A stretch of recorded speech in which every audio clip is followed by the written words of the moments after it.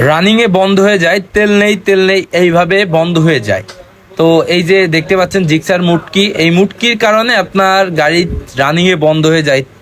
যেমন তেল থাকে না ঠিক তেমনই এই যে ফুটো, আমরা এই গাড়িটার সমস্যা ছিল, রানিং এ বন্ধ হয়ে যাচ্ছিল, তেল নেই এই ভাব করে। তো আমরা মুটকিটা খুলে দেখি যে মুটকিতে মানে ট্যাঙ্কির ভিতর যে একটা হাওয়া পাস্ট হবে মুটকি দিয়ে, সেই পাস্ট হচ্ছে না।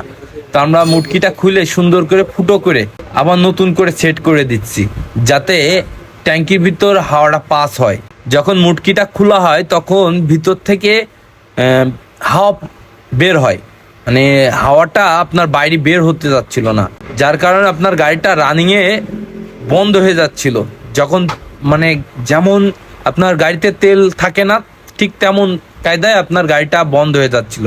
এই মুটকির জন্য আপনার এই গাড়ির সমস্যা। দেখেন আমরা এই জায়গাটা ফুটো করে দিয়েছি। যাদের গাড়ির এই সমস্যা তারা এই কাজটা করে নেবেন, অবশ্যই ফলাফল ভালো পাবেন।